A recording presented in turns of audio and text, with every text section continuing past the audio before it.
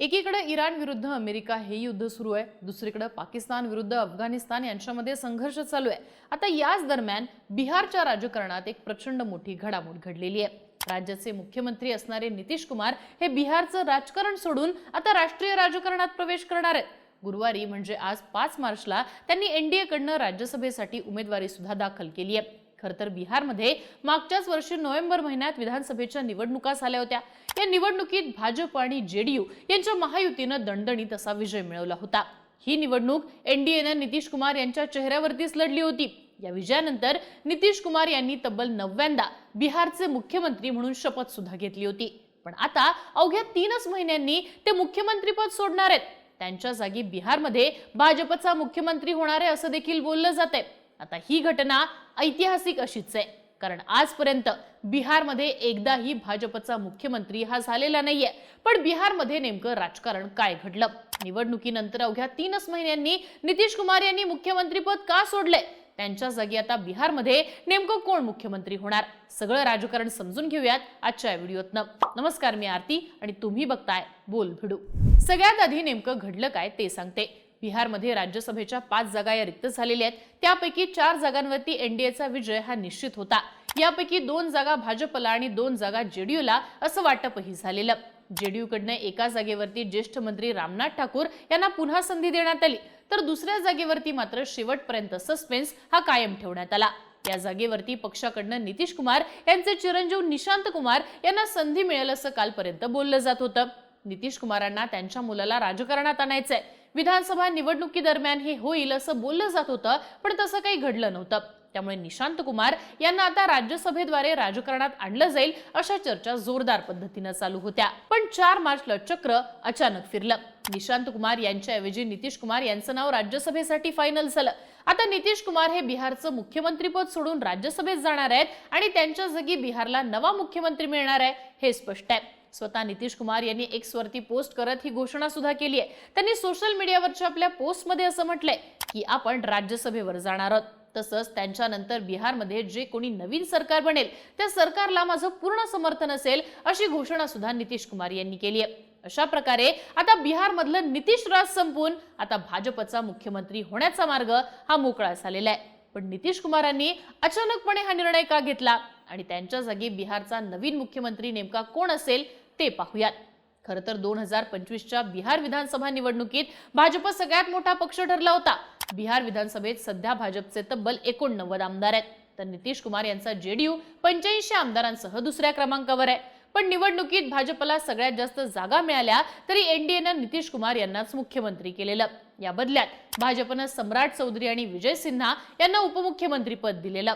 महत्त्वाचं म्हणजे नितीश कुमारांनी पहिल्यांदाच बिहारचं गृहमंत्रीपद सोडलं होतं। नव्या सरकारमध्ये भाजपचे सम्राट चौधरी यांना गृह खातं देण्यात आलं होतं। तेव्हापासूनच असा अंदाज लावला जात होता की नितीश कुमार हे त्यांचा कार्यकाळ पूर्ण करणार नाहीत, कारण एनडीएनं जरी निवडणूक नितीश कुमारांच्या चेहऱ्यावर लढवली असली तरी त्यांना शेवटपर्यंत मुख्यमंत्री पदाचा उमेदवार म्हणून जाहीरच करण्यात आलं नव्हतं। निकालानंतर सुद्धा राज्यामध्ये भाजपचा मुख्यमंत्री होईल अशा चर्चांनी जोर पकडला होता। अमित शहा यांची नितीश कुमारांना पुन्हा मुख्यमंत्रीपद देण्याची इच्छा नव्हती अशा बातम्या सुद्धा आल्या होत्या।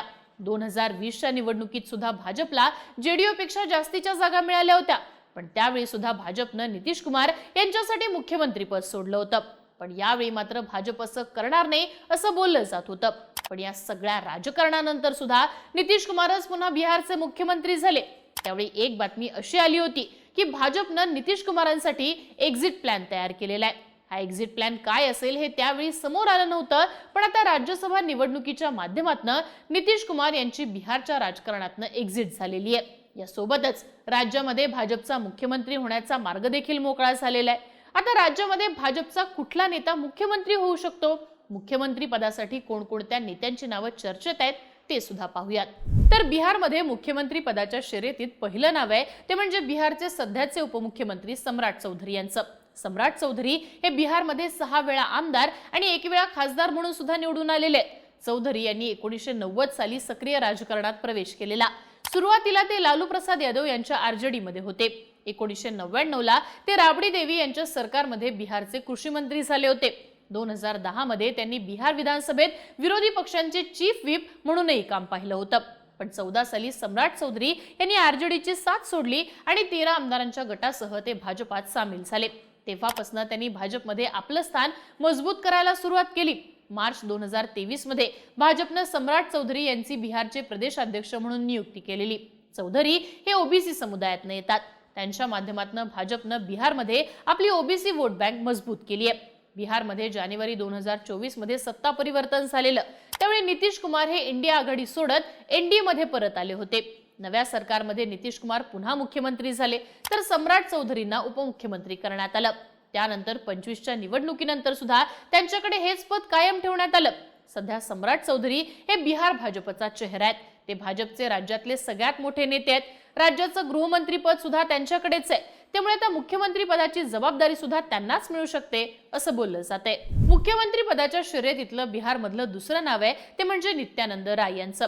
नित्यानंद राय हे भाजपचे लोकसभेचे खासदार आहेत। 24च्या निवडणुकीत त्यांनी आरजेडी उमेदवार आलोक कुमार मेहता यांचा मोठ्या फरकाने पराभव केला होता। लोकसभेत जाण्याआधी नित्यानंद राय हे बिहारच्या राजकारणात चांगले सक्रिय होते। खासदार बनण्याआधी ते हाजीपूर मतदारसंघातून आमदार म्हणून सुद्धा निवडून आलेले आहेत। त्यांनी बिहार भाजपचे प्रदेशाध्यक्ष म्हणून सुद्धा काम केलेले आहे। राज्यात भाजपचा पाया मजबूत करण्यामध्ये त्यांची भूमिका महत्त्वाची मानली जाते। नित्यानंद राय यांच्या बाजूने जाणारी आणखी एक गोष्ट म्हणजे ते यादव समाजात येतात। त्यांच्याकडे बिहार भाजपचा यादव चेहरा म्हणून देखील पाहिलं जातं।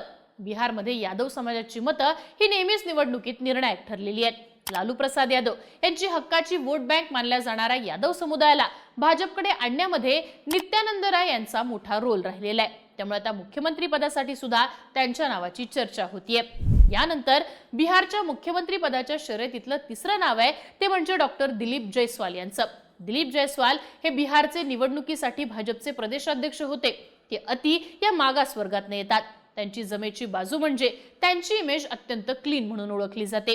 त्यांच्यावरती एकाही गुन्ह्याची नोंद नाहीये। दिलीप जयस्वाल यांनी तब्बल 22 वर्ष बिहार भाजपचे कोषाध्यक्ष म्हणूनही काम पाहिलेलं आहे। तसंच ते नितीश कुमार यांच्या सरकारमध्ये सुद्धा मंत्री राहिलेले आहेत। त्यामुळे जर भाजपला क्लीन इमेज असलेला अनुभवी नेता हा मुख्यमंत्री पदासाठी हवा असेल तर दिलीप जयस्वाल यांचा दावा या ठिकाणी मजबूत असलेला पाहायला मिळतो। याशिवाय उपमुख्यमंत्री विजय सिन्हा यांच्या नावाची सुद्धा मुख्यमंत्री पदासाठी चर्चा होतीये। ते भूमिहार या समुदायात येतात, जी भाजपची पारंपरिक वोट बँक राहिलेली आहे। त्यांचे कडक आणि शिस्तप्रिय नेता अशी देखील इमेज आहे। एकूणच काय तर आता नितीश कुमार हे राज्यसभेत निवडून गेल्यानंतर बिहारमध्ये भाजपचा मुख्यमंत्री होणार हे जवळपास निश्चित आहे। नितीश कुमार यांनी तब्बल 20 वर्ष बिहारचे मुख्यमंत्री म्हणून काम पाहिलेले आहे। या दरम्यान त्यांनी भाजप आणि आरजेडी या दोन्ही पक्षांसोबत मिळून सरकार देखील स्थापन केली। पण आता त्यांचं बिहार राज्यातलं राजकारण संपलेलं आहे। बिहारमधनं नितीश कुमारांची एक्झिट झालेली असून ते आता राष्ट्रीय राजकारणात दाखल झालेले आहेत। आता त्यांच्या जागी भाजपकडनं मुख्यमंत्री पदासाठी कोणाला संधी मिळणार हे पाहणं महत्त्वाचं असेल। तुम्हाला या सगळ्याबाबत काय वाटतं? नितीश कुमार यांनी बिहारचं मुख्यमंत्रीपद का सोडलं असेल? त्यांच्या जागी आता नवा मुख्यमंत्री कोण असेल? याबद्दलची तुमची मतं आणि प्रतिक्रिया कमेंट बॉक्समध्ये लिहून कळवा आणि बोलबिडूच्या YouTube चॅनलला सबस्क्राइब करा।